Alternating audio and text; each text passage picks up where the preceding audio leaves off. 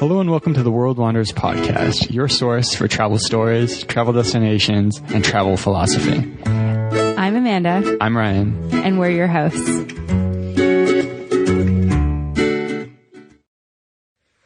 This episode of the podcast is brought to you by Praxis. Praxis is a 3-month professional development boot camp followed by a 6-month apprenticeship at a really cool startup.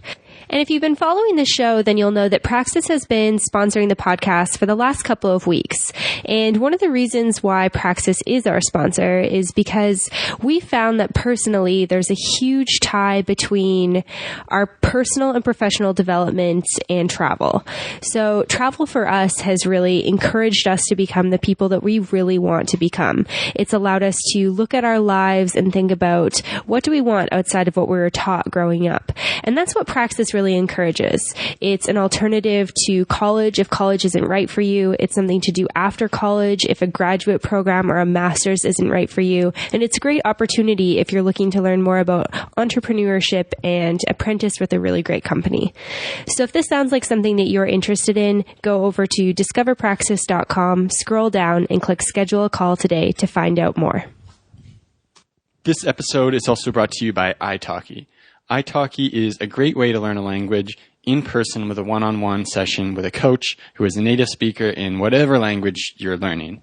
If you've got Duolingo on your phone and you used it for a while ago, and you feel like you don't know the language you're trying to learn any better, you should go to theworldwanderers.com/italki, get the 2-for-1 promo, book a session with an actual native speaker, and start having fun and productive language coaching. On this episode of the podcast, we're off to Macau. And Macau is sort of 3 islands with Macau Island, Taipa Island, and Coloane Islands. Macau is actually attached to mainland China, though. So it's right near Zhuhai, which is in the south of China. And Macau is very near to Hong Kong as well. So we mentioned in our Hong Kong episode that it's only about an hour on the ferry. So just to give context for where it is, it's very, very small when you look on a map. And, you know, as we were planning our trip to go there and as we arrived there, people were like, sorry, where are you? Like, Macau. And they're like, where's Macau? Like, it's Macau. It's a country. And it's not really on a lot of people's radar. But the reason that we decided to go is that we have 2 good friends who are teachers over in Macau. They teach at a Canadian international school. And so they're in their 2nd year of teaching. And we wanted to take the opportunity to go and visit them while they're over there. Mm-hmm. And so arriving in Macau, what were your first impressions? Well, so to rewind a tiny bit, before they moved there, I don't even think I'd heard of Macau. And then once we decided we were coming over here and we're going to go, the things I knew were like, okay, this is like Chinese Vegas. I knew that it had been a former Portuguese colony. So there was a bit of that kind of like European architecture. And that's really all I knew about it. So highest bungee jump in the world. Yeah, we knew that was there as well. So we flew into Macau from Kuala Lumpur.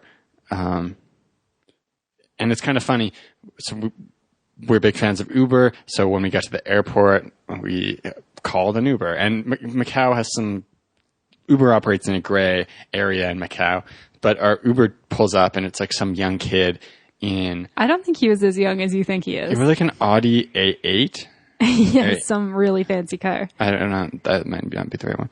Really fancy new Audi. And this is like Uber X, by the way. Like, pulls up in this and drives us to our hotel. And I was like, okay. Drives us to our friend's place, actually. And so that was our first impression of kind of the wealth that exists in Macau. And so for background, Macau has a story that's similar to Hong Kong in a lot of ways. Hong Kong used to be a British colony. Macau used to be a Portuguese colony. It's recently, I think in the 90s, Portugal agreed to in 50 years, Macau would become part of China again. So it exists in this kind of limbo. Over the next 50 years, it has a lot of autonomy and independence, but China is slowly creeping in and wrapping its tentacles around Macau. Yeah, so Hong Kong and Macau are known as SARs, which is Special Administrative Regions. So they have different visa regulations than China. They're not China. You get a separate stamp in your passport. It's definitely a different country. But at the same time, they've got these sort of strange agreements with China that they will one day become China. Yeah, and so Macau, as gambling has been legal there for a very long time, and really as development in China has started to boom, Macau has really boomed, and the gambling industry has taken off like crazy there. So I think when we were there, I was reading something saying that there's 5 times the gambling revenue in Macau compared to Vegas. So imagine Vegas, but like 5 times that. But like not 5 times in size. It's just 5 times in the amount of money. Like it's really not, the Cotai Strip is not bigger than the Las Vegas Strip. No, but it's quite comparable. And it's funny. I think the Venetian in Macau is exactly the same as the Venetian in Vegas, but just like bigger. They've just like cranked it up 30%. Yeah, the Parisian is very similar as well. And it's funny because there's the Macau side and then the Taipa side. And between Taipa and Coloane, another island, they've reclaimed all the land, filled it in, and built this thing they call the Cotai Strip. So this looks kind of like the Strip in Vegas. But it's funny because in Macau, there are all these gigantic casinos in the Cotai Strip, and then there's all these gigantic casinos on the Macau side. So there's 2 MGMs, there's 2 Winds, there's 2 of a couple other gigantic casino chains. And you just get this kind of mind-boggling, like, is this all, like, feasible here? Yeah. Because it's not a big place. I think there's, like, 600,000 people who live there, and Macau is really constrained. Like, it's like a city, and then all around it is either ocean or border with China. Yeah, so our friends are actually telling us that in Macau, they burn garbage because they actually don't have space for a landfill.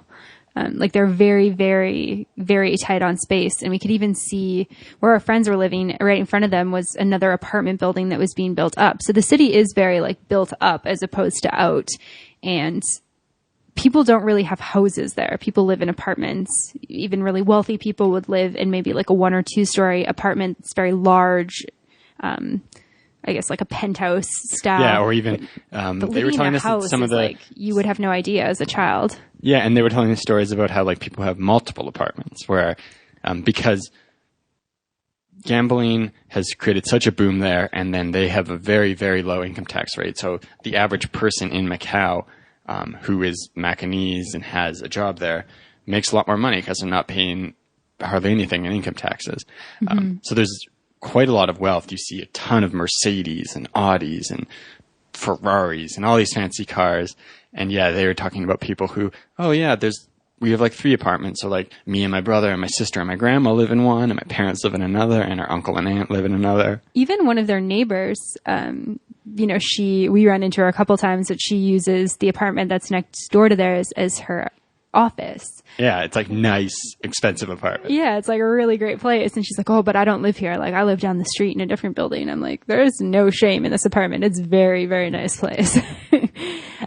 See, that was definitely like arriving there. It was very apparent pretty much right off the get-go that there's a lot of wealth in Macau. And we saw that with prices of almost everything. Outside of probably buses. Buses were super affordable, but almost everything else, including food, alcohol, groceries, was pretty expensive for what we'd experienced in Asia. Not quite as much as Hong Kong, and Singapore also, but yeah, much more expensive than like Southeast Asia, for example. Definitely. So first impression was kind of just like, whoa, there's a lot of wealth here. Yeah. It's a rich place. And then also very like moderate temperature. I think I picture, we were in Malaysia beforehand, so didn't really consider how far north we were going. So yeah, quite a bit cooler, warm, really nice temperatures at the time of year we were there. But now that it gets deeper into the winter, it does actually get pretty cold. Yeah, I mean, not like Canada cold, but it does, like, they definitely experience 4 seasons there, as our friends were telling us. And, they definitely need different clothing between like the winter and the summer. Like there's not just like rainy season, dry season, hot, hotter, which is like what you hear about in a lot of Southeast Asian countries. You're like, oh, there's hot and hotter for tourists. And Macau really has like 4 seasons. Mm-hmm. And so we were there primarily to visit friends. Macau is probably not a place that we would have been going on this trip if they hadn't been there. I think that, so we were there for quite a long time, and we're going to get into our experiences there and the things we really enjoyed. But for a lot of people, this is kind of going to be a trip that they take as an extension of a trip to Hong Kong, where you take a ferry ride over and you're there for a day, a couple of days. Yeah, and we kind of mentioned on our Hong Kong episode that it's something that we would definitely recommend. It would continue to echo that. If you're in Hong Kong, I would definitely consider Macau, at least for a day. There's a lot to explore, so if you can afford it and find some like reasonably priced accommodation, I would 100% recommend staying longer than just a day. But if you can only afford to go for a day on the ferry, definitely do it. There's lots of cool stuff to see between the 3 islands. Definitely. Yeah, and so they are very different, the 3 islands. And I mean, it's not technically 3 islands anymore with the Cotai Strip, but it still is kind of divided between Macau, Taipa, and Coloane. And so we were staying on Taipa, which is sort of in the middle. It's divided by a bridge to Macau, pretty long bridge, or I guess a couple of bridges actually. There's 3 of them. And then just a road now through the Cotai Strip to get over to Coloane. So on the Macau side, that's the busiest side. I think Tanis, our friend who lives there, said it's like one of the most densely populated places in the world, which I think is actually really interesting because I felt like Hong Kong was way more densely populated. I think there's just less space for the amount of people in Macau. Yeah, I think it's a calculation between the size of the country and the amount of people who live there. Right. And whereas Hong Kong has a ton of people relative to space, a ton of people there too, but Hong Kong also just has a bit more space. Yeah, for sure. And so something that's really interesting about the Macau side and Macau in general is you can see the differentiation between old and new. And that was something that I really loved about Macau. So we took the bus over from Taipa over to the Macau side. You arrive and there's, the Grand Lisboa, which kind of looks like a really fancy big pineapple shaped hotel. And it's really beautiful and it's luxurious. And if you go inside, it's very Chinese and wealthy looking. And then there's the older part of town, which has more Portuguese European architecture, which is Senado Square with the churches. And from Senado Square, you can wind your way through the cobblestone streets to make your way up to St. Paul's ruins, the ruins of St. Paul, which are some of the more like famous, popular historical sites to see. And something that I really loved about Macau as well was how the signs were all in English, Cantonese, and Portuguese. So that was really interesting to see. Yeah, you get this kind of like, I think the best word I would describe it is kind of like trippy feeling as you walk around Macau, because it has this really like big feel because there's so many apartment buildings and gigantic casinos and stuff, but it's very small in terms of actual size. So one day we went for a hike up on a mountain on the Taipa side, and then you get up to the top and you're like, oh yeah, it's the apartment building we're staying in over there. It's like, oh, that's like, so close, but it feels so far away because everything's so gigantic. And then also the experience of, you're walking on these cobblestone streets, there's an old Catholic church, and you get this feeling of like, oh, this feels very European. And then you turn a corner and there's, view of this gigantic pineapple casino, and you turn another corner and there's all these kind of like very stereotypical looking kind of like Chinese apartment buildings where it's all sorts of stuff hanging off the balcony and tall brick-like square thing. Tall brick-like square thing.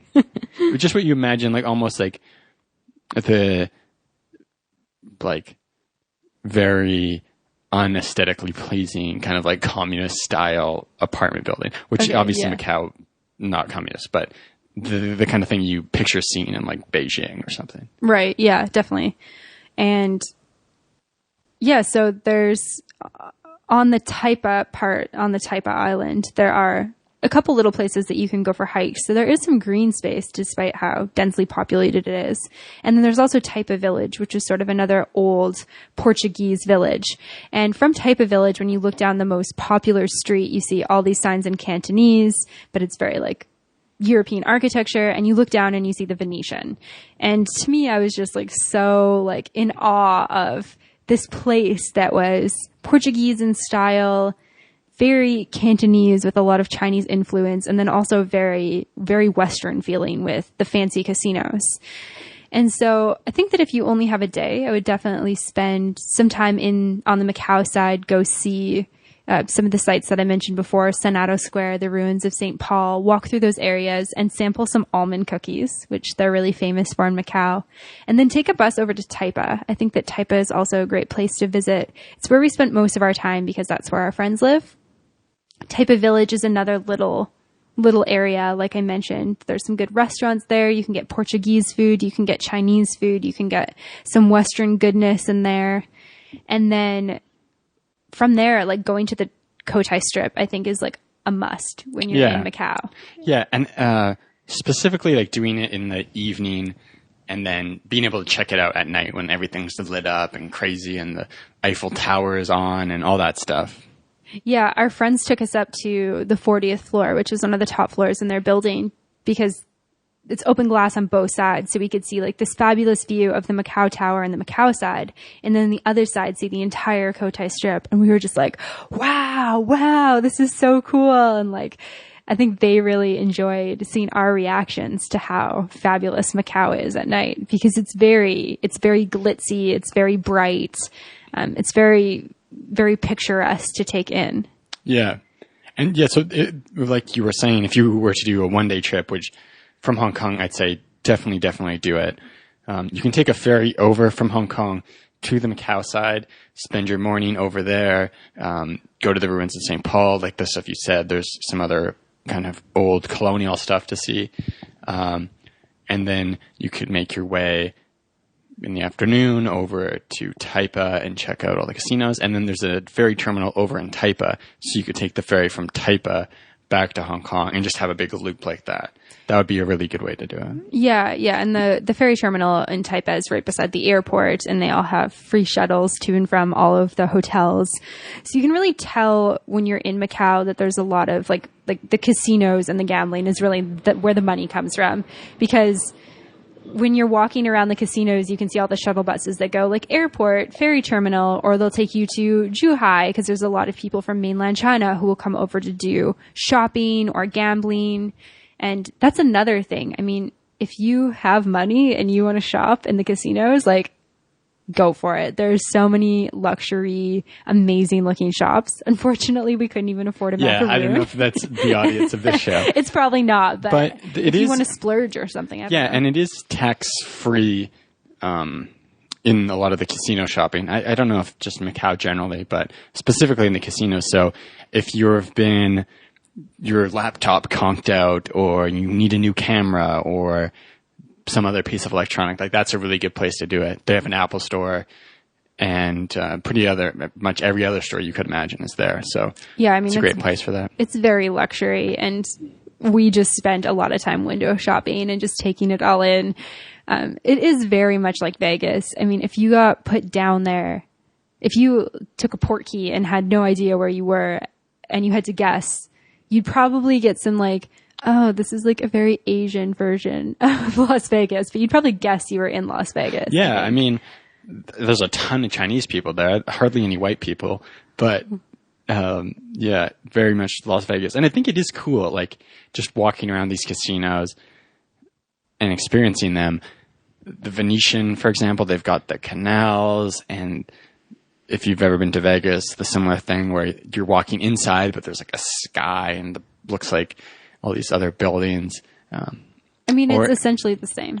Yeah. And then you go into the Parisian, and they've got all this like French design, and they've actually got people who are employed there dressed up in this like old French attire. So like men with top hats and women in these like puffed out dresses, and the guy dressed up as a musketeer, and they just walk around the entire time. Maybe occasionally sing. Yeah, and people take photos with them. Yeah. It's so bizarre. It's very surreal, the whole thing. But yeah. I think that's a fun experience. Yeah, definitely. I mean, walking through the casinos was like entering another world, which, I mean, it's nice to get lost in sort of this like crazy where am I experience for an afternoon. And another thing you can do is one of the casinos called Galaxy has a luxury movie theater, and they have something called the Directors Club, which basically you get your own lazy boy. You can get like a blanket. Maybe you get glasses if it's a 3D movie, and you just have a button. So every time you run out of popcorn, you just press your button. They bring you more popcorn. Popcorn and a drink is included with your ticket. It's pretty reasonably priced for what you get. And it's definitely like a fun luxury experience, especially if you're like us and you can't really afford to shop in the luxury malls. It's nice to get some sort of like, ooh, luxurious experience. Yeah. So if you were there for one day doing like kind of Macau, Old Taipa, and Cotai Strip is probably the one day thing we'd recommend.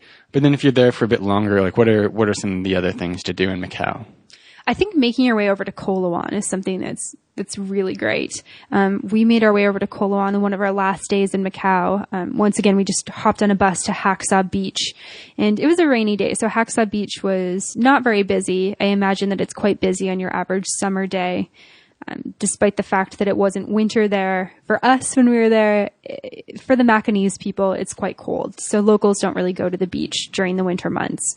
But you can go down to Coloane and check out Coloane Village, which is an old fisherman village. You can literally across the river see mainland China, which continued to boggle my mind the entire time we were in Macau, even after a couple weeks. You can get an egg tart from Lord Stowe's bakery, which is a really popular place. It's a pastry that's kind of like a sweet egg in the inside almost. It's kind of like egg, like custard or something. Yeah, it's really good though. So definitely try one of those while you're there. It's kind of what Macau is known for. And then you can make your way to a Portuguese restaurant like Fernando's if you want, which is right at Haxa Beach. We had a fabulous, fabulous Portuguese meal there. And then you can hike your way up to the Alma Temple, which is the highest point in Macau. And it's not high. So even if you're not like a big hiker, you could definitely still walk up there. It's a really nice nature trail. And the view from the top is beautiful, I'm sure. It was very, very cloudy. I think we were in a rain cloud while we were up there. But the Alma Temple is pretty cool to experience. Mm-hmm. And then from there, we made our way back down the other side of the mountain to visit the giant panda area. So Macau actually has 2 giant pandas. It's very affordable to go and visit them. And I think that was a highlight for me. I'd been excited to see pandas for ages. And I was like squealing like a child when I saw them. Was that something that excited you as well? Yeah, it was kind of funny that day we went out to Coloane. Coloane's like basically, I feel like the only place where you can really go hiking. Not even hiking. There's some great nature walks out there. And it just poured rain. So we got up to the top at the Alma Temple, and it's just like shrouded in fog, which actually kind of works well for like, the temple. But normally you'd have a cool view of Macau, and it just couldn't see anything because it was completely cloudy.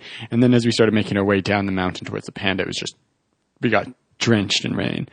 So by the time we got to the pandas, it was like we'd showered in our clothes. Yeah. Our rain jackets were even soaked through. Still a cool experience, and it was fun because when we were there, very quiet, hardly any other people. I think there's like one other group of people. Yeah, so I think if you have 2 days, I would definitely say that would be like a good second day experience. I probably wouldn't pack that on to one day, but if you can find somewhere affordable to stay overnight and give yourself 2 days, I think it really gives you a good idea of kind of the country as a whole. Because if you only see the Macau side, you kind of only see the busy, bustling, high-paced, You get like the modern, but you also get kind of the old with the tourist area around Senado Square. And when you go to Taipa, it quiets out a little bit, and you can enjoy Taipa Village, which is a little bit calmer. And then when you go to Coloane, I mean, it just quiets right down. And it's lovely. It's slow paced. It feels like you've kind of gone back in time a little bit. Yeah. And I think if you were there on a weekend, especially like a summer weekend, it's probably much busier. Yeah, probably busy. But we were there on a weekday, kind of rainy day. In the fall, so yeah, it was super quiet, very peaceful place to be, especially because there's some areas of the city which are definitely kind of a bit more hectic. Yeah, and even though it rained on us that day, I think that was still one of my favorite days in Macau. Would you agree with that? Or yeah, it was a fun experience. Like, I think it was just nice to kind of get outside of the city. Not that I mean, Taipa is really organized. Macau in general is really organized, but Taipa is like pretty quiet. And one of the things that's really cool about Macau is that the cars stop for pedestrians. It's one of the things that shocked us the most. And when we were talking to Josh and Tanis, it's something that they found as well. Like when people at their school were like, what do you find the most interesting about Macau so far when they arrived? They said that, cars stop for pedestrians, which we haven't experienced in any other Asian country we've been to. Yeah. So just for context, if you've never been to Asia, basically everywhere it's kind of like a fend for yourself type situation. So here in Thailand, it's actually quite pleasant. Once you get used to it, because it kind of moves like water, where the cars just keep moving and you just do your thing. Everyone just does their thing. So you'll just find a gap in a car, like Frogger. Walk out into the thing. The car will usually kind of slow down. If you just get your way in front of it, you get out to the middle. Cars go past you both ways. You find another gap, continue on. In Malaysia, that might be a little unsettling for a lot of listeners. But once you've done it like 10 times, you're like, this is awesome. Don't have to wait for a crosswalk ever. And then in Malaysia, especially Kuala Lumpur, when we were there, it was, you just had to be on guard. You weren't walking out into the street and expecting cars to stop for you. Definitely not. So, but by the time we got to Macau, we were just kind of used to accustomed to like, oh, you take a look on the street, there's a bunch of traffic coming. Okay, I'm just ready to settle in. I'll just be like sitting here for a while until that traffic breaks off. But then the cars would stop and you'd be standing there like on your phone or something. And you're like, oh, okay, I guess I'm going now. Yeah, they're like waiting for me to go. Yeah, the only thing that didn't really seem to stop was buses. So don't walk out in front of a big bus. But other than that, you're pretty like safe to go ahead. We were still kind of cautious, but yeah, they stop for you, which is really cool. So we spent a week in Macau, then we went to Hong Kong for a week, and then we came back to Macau for another week. And after our week in Hong Kong, I was really excited to get back to Macau because although it's like a busy Asian city, it feels like more compact. It feels easier to get around, especially by foot. And it was just like a lot calmer, I think, which is something that I really enjoyed. Mm-hmm. And then something else that's interesting about Macau is, you can take a bus over to Zhuhai, and it's actually a really good place to do it because the border between Zhuhai and Macau are so close together, whereas I think Shenzhen and Hong Kong are a bit further apart and would be more of an adventure getting between. In Macau, you can take one of the casino buses right to the border, walk across the border. They've got, I think, a 72-hour visa-free stay in Zhuhai.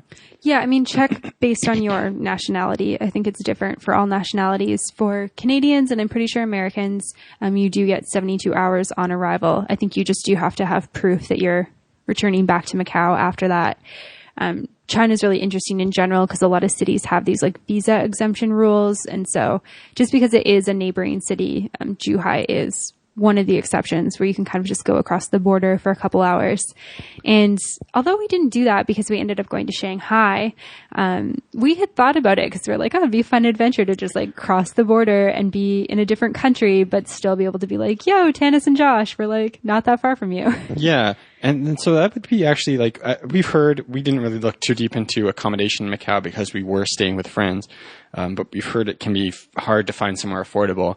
So an interesting solution if you were in Hong Kong and wanted to go check out Macau, you could take the ferry over to Macau in the morning, spend a day checking out Macau, take a casino bus over to Zhuhai, spend the night in Zhuhai, maybe spend another day there, have 2 nights in Zhuhai, and then come back into Macau the next morning, check it out, take the ferry back. Yeah, I think that would be awesome. And it would be easier in Macau to go to Zhuhai than to go from Hong Kong to Shenzhen. And both places, like people we talked to, no one seemed particularly enthused about either of them. Zhuhai seemed to have more mixed reviews, where Shenzhen had like, it was kind of like, yeah, whatever. And Zhuhai, some people were like, oh yeah, nah. And some people were like, oh, it's actually quite like decent. Yeah, I mean, I think that it's like a southern Chinese city. Like, I don't think there's anything special about it. I think there's a Chinese Walmart in Zhuhai, which is probably what intrigued me the most. I have a fascination with seeing grocery stores in other countries, and I think Walmart's right up there. I was like, Walmart is kind of crazy in Canada. It's super crazy in the US. What is it like in China? We didn't go to Zhuhai though, so I can't finish what that's like, but can imagine that it's pretty epic. And so another one of the highlights, like a big highlight for me at least, while we were in Macau, was doing the world's highest bungee jump, which is the Macau Tower. So I had the opportunity to do that, which was pretty amazing. It's 734 feet, I think, 233 meters. It's currently the world's highest bungee jump. I don't know how long it's going to stay the world's highest bungee jump, because it seems like these things are consistently changing, but for now it has the claim to the world's highest bungee jump. And it was something that I wanted to do for a while. Tanis and I have been friends for a number of years now. We worked together at Lululemon. And I remember when she told me that her and Josh had signed a contract in Macau, and all I knew about Macau at that point was that it had the world's highest bungee jump. And I was like, oh my God, I'm going to come there and I'm going to visit you and we're going to do it together. And she was like, I'm not going to do it, but I'll watch you do it.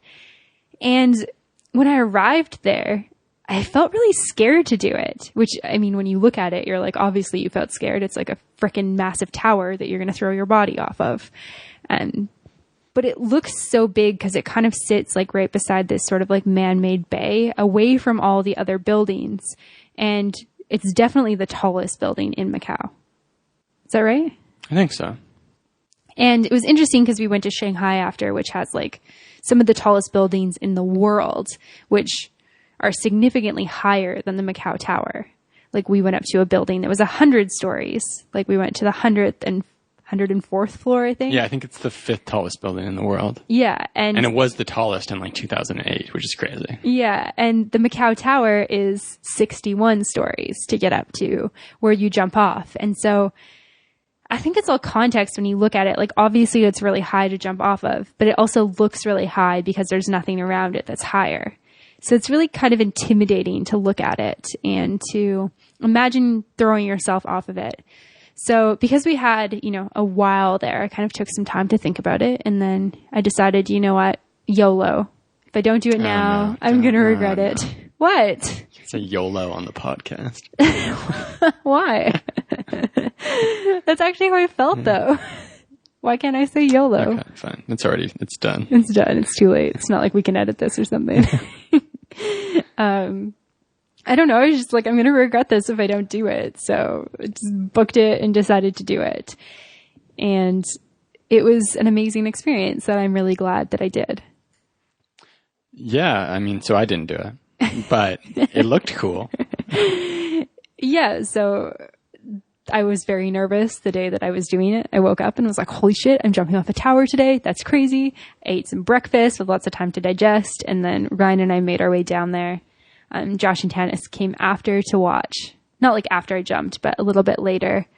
And we've talked about bungee jumping before in our New Zealand episode. The Macau Tower Bungy Jump is through AJ Hackett, which is the company we've done both of our bungee jumps before, which was a massive deciding factor for me in the end. I wanted to make sure it was through a credible company and that it was going to be safe. And so it's pretty standard bungee jumping if you've done that before. Basically, you go to the top of the tower, you arrive, you sign your life away on a waiver. You go, they give you a harness, they weigh you, put your weight on your hand, and then you get in line to jump. And it takes about 5 or so minutes for each person. So I actually ended up waiting for, I don't know, how long was it? I don't know, it's like 45 to an hour. Yeah, it was quite a while. That must be like the most nerve-wracking part too. Do you know what's really great about, I don't know if other bungee jumping companies do this, but AJ Hackett creates this like environment of excitement. So I was nervous as we got to going to the tower. I was nervous as we got out of the cab to go in the tower. I was terrified as we were taking the elevator up to the top of the tower, and I walked out and all the employees are stoked because they've all jumped and they know that it's like fun, and they've got like dance music playing, and like immediately like somebody's there talking to me and telling me about his epic jumps. So shout out to Toad, the floor manager at the Macau Tower. You really made my experience a lot less stressful. And then just all the staff was kind of joking around with like me and the other people who were jumping the entire time, which kept me pretty relaxed. I think it was when the girl in front of me, so they keep you like, they attach your harness to the ledge that you're standing on. And just for context, the Macau Tower kind of looks like any city tower you've seen. So like a smaller CN tower, a Space Needle type building. Yeah. Yeah. So like kind of long and skinny with like a platform at the top and then like a pokey thing up top. And they've made like kind of going off of the observation deck, almost like a wide plank type scenario that's fenced in, but that's where you guys all were for bungee jumping. Yeah, so we're on this platform and they hook our harness onto the platform, so you'd have to like physically unhook yourself if you wanted to like take a dive without a rope or something like that. So you're hooked in it. It's a weird thing to... You're hooked in at all times, and it was like when they transferred me to the one that was at the very front and the girl who was directly before me went up to jump, that's when I was like, oh God, am I actually doing this? And then from there, it was like, it's really fast. I think they strategically make it so you don't have too much time to think. Like the guy's immediately like telling me how beautiful I am as soon as he's transferring me over. And he's like talking to me the whole time he's putting my leg bindings on. And then I've got a GoPro strapped onto my wrist. And all of a sudden I'm narrating to that about why I want to do this. And then the next like second I'm moving to the front and they're like, okay, we're going to count you down from 5 and then you're going to jump. And it's like 5, 4, 3, 2, 1. Like, that is literally how fast it happens. So you don't have that much time to process before you actually jump. And so doing the jump was amazing. I put together a video, so that is on our YouTube channel. It's also on our website. I did a whole blog post on my Macau Tower Bungy Jump experience. So you can read more about that at theworldwanderers.com. If you're in Macau, I would 100% recommend doing that. The girl behind me was actually from China. She was terrified of heights and she jumped with her eyes closed. So if that girl can do it, anyone can do it. Yeah. It is just expensive is the only. Yeah, definitely. It's, perhaps one of the most expensive bungee jumps in the world. I was fortunate enough that AJ Hackett sponsored part of my jump. So thank you so much for that. I really appreciate that. And that made it possible for me to be able to do that. Yeah. But Macau generally, it's like a little bit more expensive. So if you are like on a backpacker budget and you're thinking about planning an Asia trip and you're thinking Southeast Asia, like, would you recommend someone like that go to Macau? Maybe not. Maybe save it for later. Right. So I think that something that we've found through our travels in Asia is that there's a massive difference between sort of the Southeast Asian countries and the more like just Asian countries. So, Shanghai, Hong Kong, Macau were all quite expensive for us. They were big dents in our wallet. They're definitely not in the like super budget backpacker category, I guess. Like it's way more affordable for us to spend longer periods of time in places like Thailand. And I know Cambodia is quite affordable. Laos is affordable. Vietnam, also very affordable. I think Singapore is definitely the most expensive place in terms of Southeast Asia that we've been. In saying that, if you're on a pretty tight budget and you want to splurge a little bit and go up to Hong Kong, you can find like relatively affordable accommodation, which we talk more about in our Hong Kong episode. And making a day trip over to Macau is definitely doable on a budget. Yeah, for sure. I think the ferry costs about 35 Canadian, which is even less American, for a one-way trip. And then you can visit the square, most of the tourist attractions without paying for anything. It's mostly the cost of food.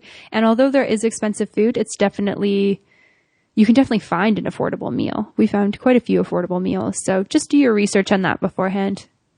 You can either eat like a king or eat like a peasant, but still enjoy good food. Yeah. So anything else to add for Macau? I don't think so. I think that pretty much covers our experience in Macau. I think overall we've really enjoyed Macau. I would highly recommend it as somewhere to visit. If you can afford longer than a day, I think that definitely give it more time because it is a really cool place to experience. It's unique. It's different than anywhere I've ever been before.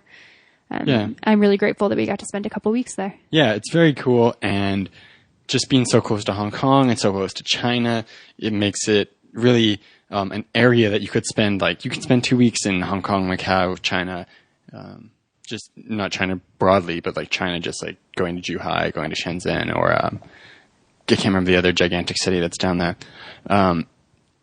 That's a little bit farther away that you actually need a visa to go, like Guangzhou. I think it's maybe Guangzhou. But yeah, definitely check out some of those neighboring cities as well and just look into what interests you the most. And so you can find more information about Macau at www.theworldwanders.com, and we'll post some photos from our trip. And as always, thanks for listening. To find more information, relevant links, and photos talked about in this week's episode, check out theworldwanders.com. If you have a question, comment, or feedback, send us an email at info@theworldwanders.com. Join our community on Facebook at The World Wanders or on Twitter at WorldWanders1. As always, thanks so much for listening. Have a great day. Bye.